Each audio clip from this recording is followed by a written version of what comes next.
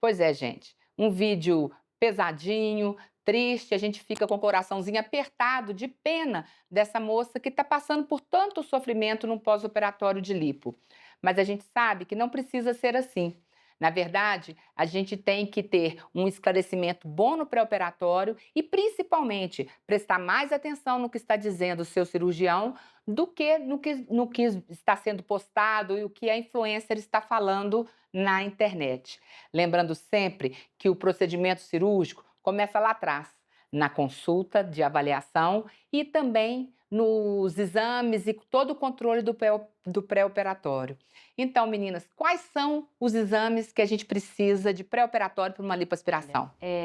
Na minha rotina, né, como toda cirurgia, os exames clássicos de sangue, a consulta com o cardiologista, mas principalmente se tratando da parede abdominal, ou seja, de uma lipoaspiração nessa parte do abdômen, eu sempre complemento com exames de imagem. Eu sempre peço ultrassom de abdômen total, eu quero ver que não tem problema nenhum dentro daquela barriguinha, né, nenhuma pedra na vesícula, essas coisas, e também a parede abdominal, para alinhar que não tem nenhuma diastase, que é aquela separação do músculo.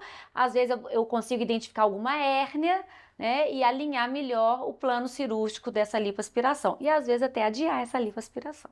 Eu gosto do ultrassom, mas só lembrando que ele é muito dependente de quem está fazendo, então não é um exame completamente fidedigno. Para diastase eu, não preciso do ultrassom, né, vocês também não, com o exame a gente consegue identificar, mas é sempre legal, É uma documentação.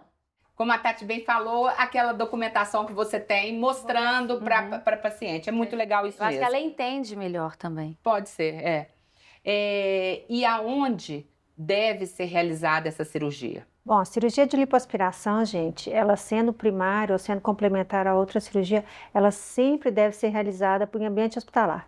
A gente preza tanto, aqui a gente fala tanto sobre segurança, né? Porque no hospital a gente tem variáveis que a gente não quer contar com elas, né? Mas a gente tem o fator segurança, a gente tem equipamentos adequados, tem profissionais adequados, a gente vai estar num ambiente totalmente seguro para o paciente. Então, a lipoaspiração, ela deve ser realizada em ambiente hospitalar, Com a ajuda do anestesista, sempre. né? Então, vou aproveitar e vou falar um pouquinho disso, né? Os anestesistas são os nossos aliados. O anestesista é um colega médico que também é responsável por aquele paciente e é ele que vai fazer todo o controle desse paciente durante o ato operatório. Então, quais são as anestesias que a gente comumente usa? Geralmente, anestesia peridural e anestesia geral. Daí dá para vocês verem que não dá para ser feito em qualquer ambiente, né? Precisa de um ambiente hospitalar para a gente poder monitorizar de perto essa paciente. E pequenos volumes local de sedação, né? Pode, casos selecionados, exatamente, exatamente. Bom, e agora então a gente vai passar para a parte do pós-operatório especificamente. A gente tem uma gama de cuidados e uma equipe multidisciplinar normalmente que cuida desse paciente no pós-operatório, que é o que vai possibilitar o melhor resultado. Então, naquele pós-operatório imediato, aquele saindo do centro cirúrgico, Cíntia, tem algum cuidado especial que a gente precisa? O que você faz normalmente? Primeiro os cuidados medicamentosos, né? O paciente tem que ser bem hidratado, isso aí são os cuidados médicos. Mas em termos de vestuário, né, de vestimenta, acho que é sobre isso que você está perguntando, né, Dri? Sim. A paciente geralmente já sai com a cinta, né, gente? Sai para conter mesmo aquele edema. E no pós-operatório, um pouquinho depois, ela já começa a usar alguns outros tipos de indumentárias para poder manter essa tensão aí, manter, para não expandir muito, não inchar muito. Então, eu coloco uma espuma, que é uma espécie de um colchão, que coloca por baixo da cinta. E também a gente tem as talas que a gente pode colocar. Eu gosto de avaliar um pouco o corpo assim da paciente, que às vezes tem a espuma e tala, e às vezes mais só a tala pontual em alguma estilo mesmo anatômico da paciente. Isso vai muito de cirurgião, né? Tem cirurgião que, igual, no começo espuma, porque o aumento, o edema, o inchaço é global, e depois, quando ele vai diminuindo esse inchaço, aí sim, você passa a fazer uma compressão mais rígida, pontual, né? Eu uso direto a tala. Depois dessas talas que que são de espuma, sei lá, não, espuma são- inflada, são melhorou ótimas. demais Tem um da nome, conta, tem um né? nome que eu esqueci. Eu já uso direto a tala, eu parei de usar o espuma que eu chamava de Bob Esponja. Bom, e eu falei da equipe multidisciplinar acompanhando o paciente no pós-operatório. Como é que é isso? Quando entra o outro profissional, me fala um pouco sobre isso, Helena. Ótimo. Eu tenho na minha equipe a fisioterapia, né, a fisioterapeuta, que ela acompanha os meus pacientes, praticamente todos, principalmente esse corporal. Acho que a lipoaspiração é o carro-chefe da fisioterapia no pós-operatório, né? Então, dependendo do tamanho da cirurgia e muitas vezes da possibilidade do paciente, eu começo até no pós-operatório recente, às vezes no primeiro, no segundo dia, né, paciente já em casa, ou no terceiro dia, ela já começa essa drenagem. E atualmente, já tem 1 ano e pouco, eu tenho uma tecnologia junto com a fisioterapia, que é o Deep Slim. É uma tecnologia nova que auxilia demais na melhoria e no conforto do paciente. Então, os depoimentos são muito interessantes, mas a fisioterapia junto. Então, você tem a tecnologia, Deep Slim é um ultrassom multifocal de baixa intensidade que diminui a inflamação, diminui essa inchação, mas também tem o manual da fisio. Então, tem que entender muito bem isso e está sendo muito interessante. Melhorou demais. A gente dá alta mais precoce. Eu tenho para mim que assim, nada substitui a drenagem manual. Todas as coisas vêm para agregar. Aquele negócio de pôr o paciente numa máquina, igual eu já vi. Não, precisa do manual. Precisa É a do mão manual. da fisioterapeuta E experiente. essa mão experiente, ela vai identificar áreas, às vezes, mais enduradas, áreas com uma inchação um pouco para mais, e aí essa tecnologia vai somar e vai ajudar. Exatamente. Mesmo porque a drenagem ela é superficial, coisa que o aparelho não faz. Então é somado mesmo. É tudo somado, tudo somado. E como é que é exatamente o vídeo lá que nós começamos vendo ele hoje? Dói muito no pós-operatório? Como é que é isso, Tati?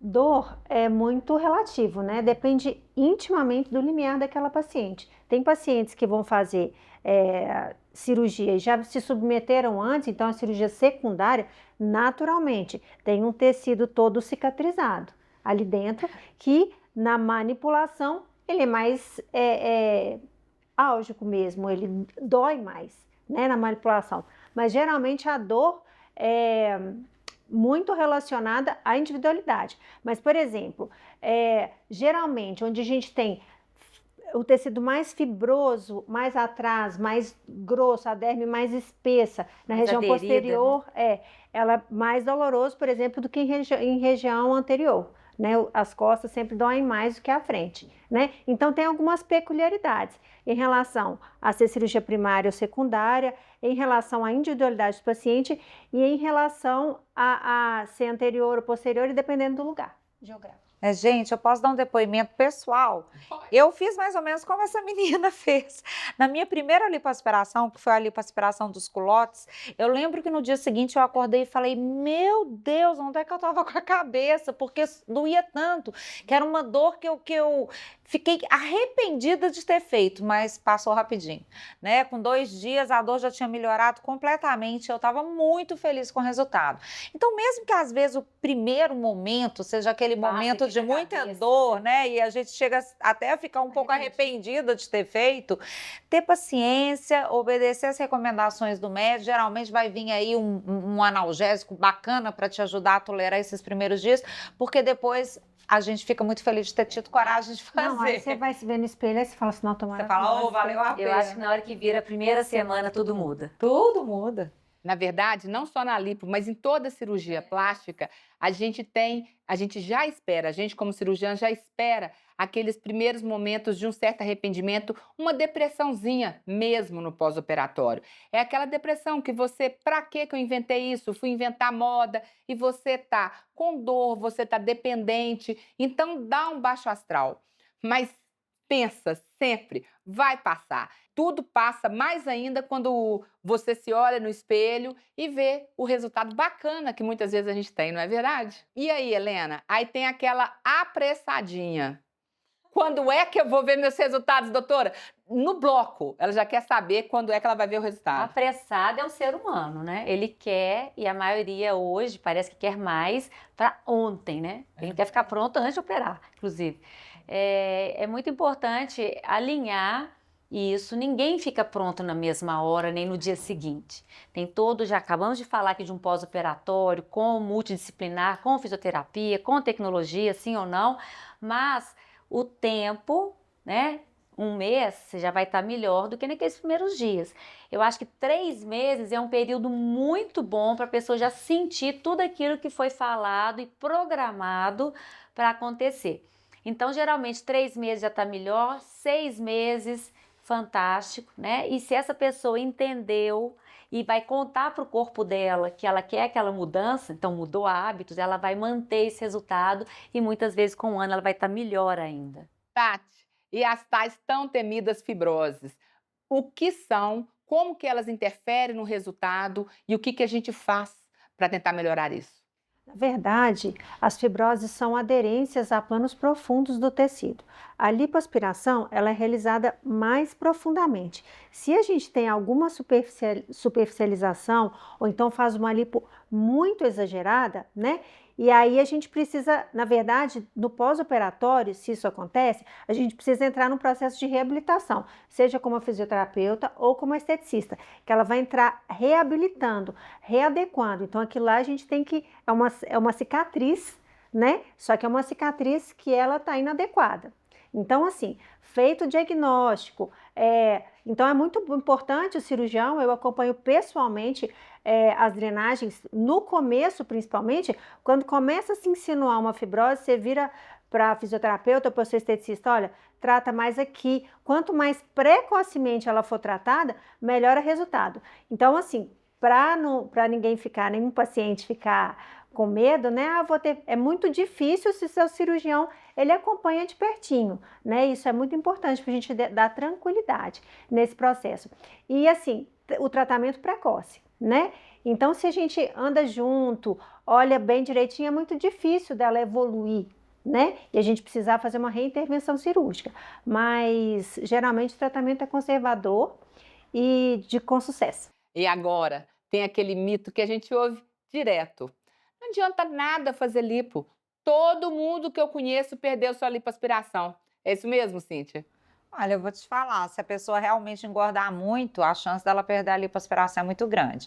Mas a lipoaspiração, ela faz uma coisa diferente no corpo humano que o emagrecimento não faz. Ela elimina as células de gordura daquela região. Então, é muito normal, se a pessoa que fez a lipoaspiração ganhar peso, que ela ganhe peso em outras regiões, isso é verdade.